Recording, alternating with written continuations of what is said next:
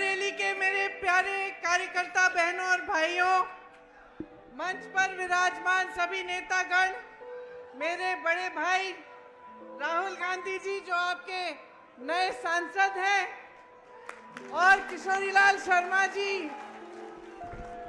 जो अमेठी के नए सांसद हैं। सबसे पहले तो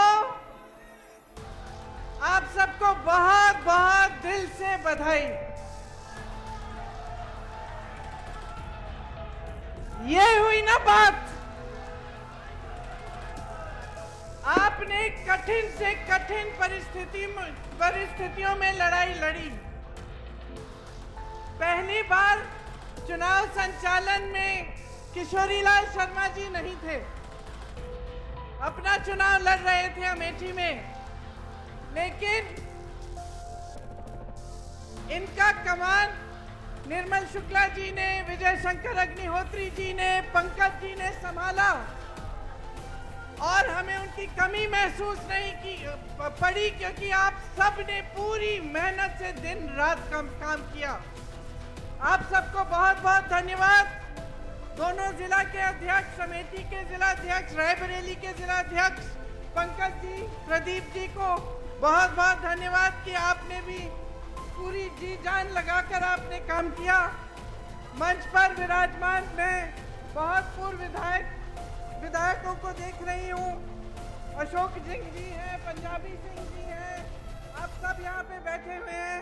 सबका नाम नहीं ले रही हूँ, लेकिन सबके लिए मैं बहुत बहुत शुक्रिया अदा करती हूँ। आप सबकी तरफ से, मेरी तरफ से इस चुनाव में सबने पूरी भागीदारी दिखाई और सब दौड़े, सबने काम किया।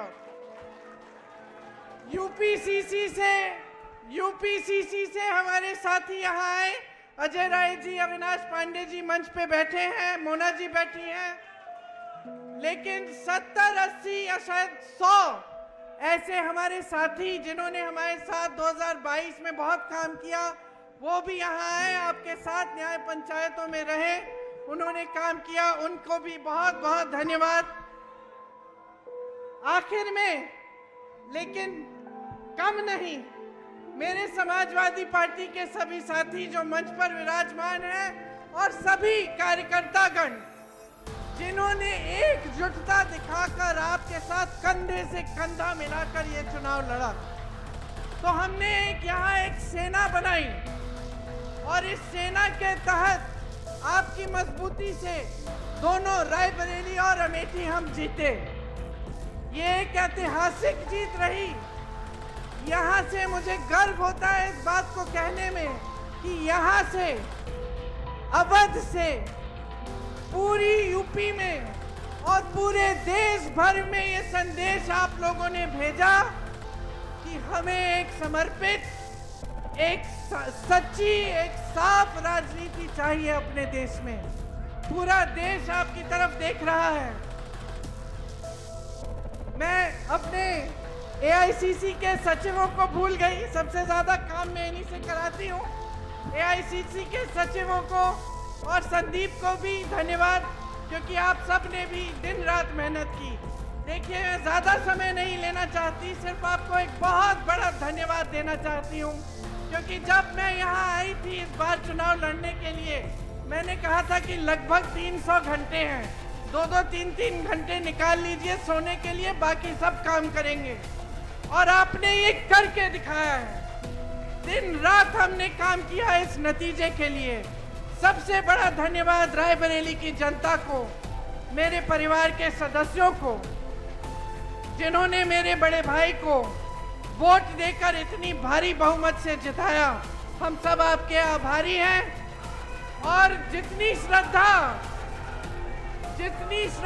जितनी निष्ठा आपने हमें दिखाई है, उससे दुगनी श्रद्धा, उससे दुगनी निष्ठा के साथ हम सब आपके लिए काम करेंगे अगले 5 सालों के लिए और हमेशा के लिए। आप सबको बहुत बहुत धन्यवाद। जय हिंद। धन्यवाद प्रियंका जी। मैं अपने जननायक नेता राहुल गांधी जी को आमंत्रित करता हूं, अपने रायबरेली के जनप्रिय सांसद राहुल गांधी जी को आमंत्रित करता हूं।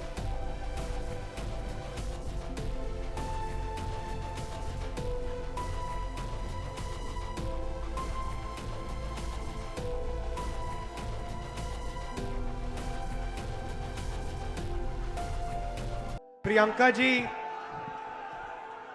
केसी वेणुगोपाल जी, केएल शर्मा जी, अविनाश पांडे जी, अजय राय जी, आराधना मिश्रा जी, प्रमोद तिवारी जी, पंकज तिवारी जी, प्रदीप सिंघल जी, दीपक सिंह जी, शत्रुघ्न सोनकार जी, वीरेंद्र यादव जी, श्याम सुंदर भारती जी, राहुल लोधी जी, स्टेज पे कांग्रेस पार्टी के लीडर और हमारे प्यारे कार्यकर्ता अमेठी के, रायबरेली के, मैं आपको दिल से धन्यवाद करता हूं कि आपने इतनी मेहनत की और रायबरेली में और अमेठी में आपने और रायबरेली अमेठी की जनता ने और सब नेताओं ने मिलकर कांग्रेस पार्टी की जीत करवाई। इस बार जैसे प्रियंका ने कहा, कांग्रेस पार्टी रायबरेली में, अमेठी में, उत्तर प्रदेश में, बाकी हिंदुस्तान में एक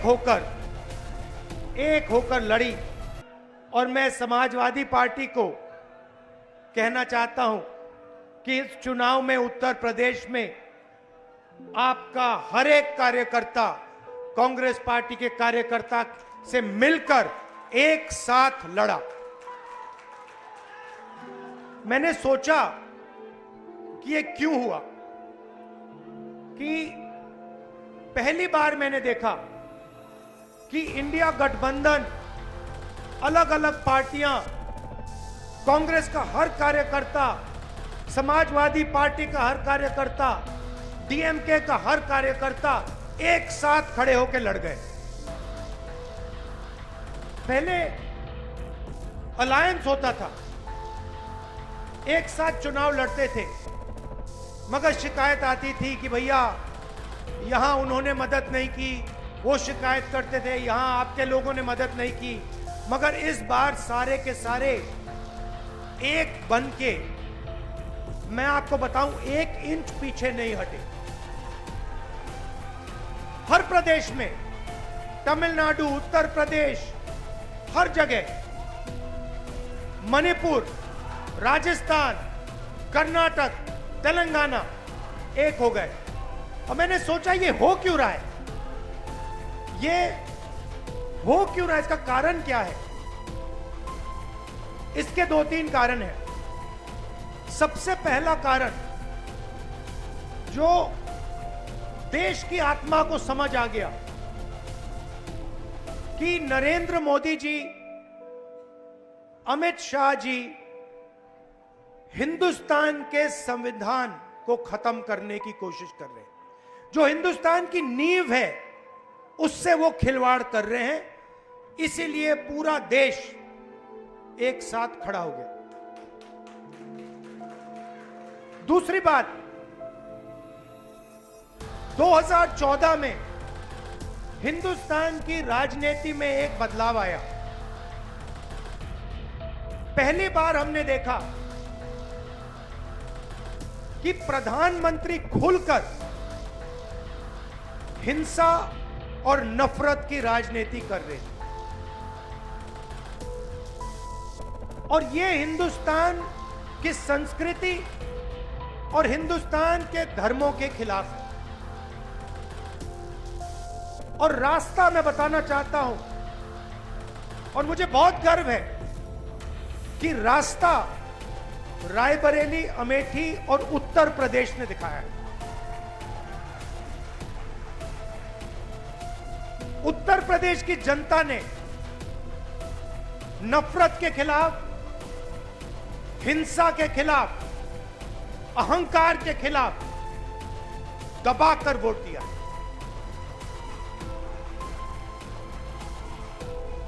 2014 में राजनीति एक और तरह बदली।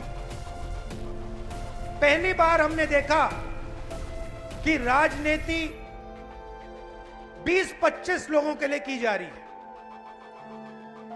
जनता के बीच में नफरत फैलाते हैं और फिर पूरा का पूरा फायदा 2-3 अरबपतियों को पकड़ा देते हैं। तो वोट किसान ने दिया, मजदूर ने दिया, बेरोजगार युवा ने दिया, माताओं बहनों ने दिया, सबने मिलकर इस राजनीति के खिलाफ वोट दिया है। अब हमारे ऊपर एक बहुत बड़ी जिम्मेदारी पड़ती है।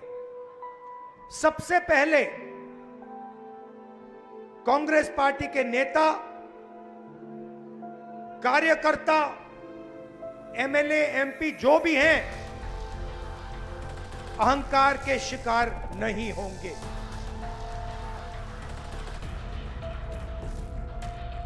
दूसरी बात, आप सोचिए, हमारा पारिवारिक रिश्ता है। राजनीति में सबसे पुराना रिश्ता आपके और हमारे बीच में है। यह रिश्ता 100 साल पहले रायबरेली और अमेठी के खेतों में शुरू हुआ था। जब अंग्रेजों के खिलाफ यहां किसान आंदोलन हुआ, जवाहरलाल नेहरू जी आए, रायबरेली, अमेठी, उत्तर प्रदेश के किसान लड़े थे। और उस समय भी बदलाव रायबरेली के किसानों ने किया था, अमेठी के किसानों ने किया था, अमेठी रायबरेली के युवाओं ने किया था।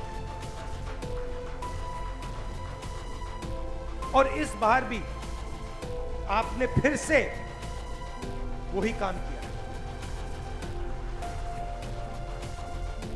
किशोरी शर्मा जी को अमेठी में, मुझे यहां रायबरेली में, उत्तर प्रदेश में इंडिया गठबंधन और कांग्रेस पार्टी के सांसदों को आप लोगों ने जिताया है। माहौल आपने बनाया है, पूरे देश में माहौल आपने बनाया है। आप अपनी शक्ति समझो, पूरे देश की राजनीति आपने बदल दी है। आपने देखा होगा, पहले नरेंद्र मोदी जी कह रहे थे, मैं नहीं हूं, भगवान मुझे ऑर्डर देते हैं, मैं काम नहीं करता, भगवान मुझे ऑर्डर देते हैं, मैं करता हूं। पता नहीं कैसे भगवान है उनके, 24 घंटा अदानी जी और अंबानी जी की मदद करवाते हैं। मगर आपने फोटो देखी होगी कि नरेंद्र मोदी जी संविधान को ऐसे पकड़े थे, यूं कर रहे थे ना, देखा आपने? ये आपका काम था, ये आपने करवाया है। देश के प्रधानमंत्री को आपने मैसेज भेजा है कि संविधान को आपने छुआ तो देखो हम आपके साथ क्या करते हैं।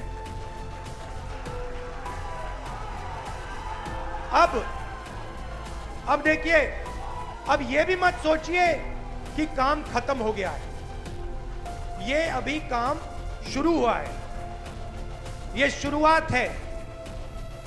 हिंदुस्तान ने मैसेज भेजा है कि हमें नरेंद्र मोदी जी का विजन अच्छा नहीं लगता, हमें नफरत नहीं चाहिए, हमें हिंसा नहीं चाहिए, हमें मोहब्बत की दुकान चाहिए और हमें नया विजन चाहिए देश के लिए। और अगर देश को नया विजन देना है तो भाइयों और बहनों, उत्तर प्रदेश से ही देना होगा। और उत्तर प्रदेश ने मैसेज दिया है कि इंडिया गठबंधन, समाजवादी पार्टी और कांग्रेस पार्टी को हम चाहते हैं, देश में चाहते हैं और उत्तर प्रदेश में भी हम चाहते हैं। तो काम क्या है मैं आपको बताता हूं। सबसे पहला काम, जहां भी ये नफरत फैलाते हैं, नफरत के बाजार में हमें मोहब्बत की दुकान खोलनी है। आपने देखा भाइयों और बहनों, अयोध्या की सीट हार गए। राम मंदिर बनाया, उसमें इनॉग्रेशन में एक गरीब व्यक्ति आपने नहीं देखा होगा, एक किसान नहीं था, एक मजदूर नहीं था, एक पिछड़ा नहीं था, एक दलित नहीं। आदिवासी राष्ट्रपति से कहते हैं तुम यहां नहीं आ सकती।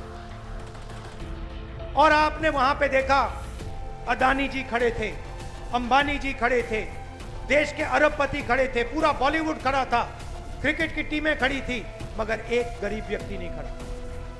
तो जवाब अयोध्या की जनता ने भी दिया है। और सिर्फ अयोध्या में नहीं भाइयों और बहनों, सिर्फ अयोध्या में नहीं, वाराणसी में जान बचा के निकले हैं प्रधानमंत्री। और मैं आपको कहता हूं और बहन से कह रहा हूं, अगर ये लड़ जाती वाराणसी में, अगर ये लड़ गई होती, तो आज हिंदुस्तान के प्रधानमंत्री 2-3 लाख वोटों से वाराणसी का चुनाव हार जाते।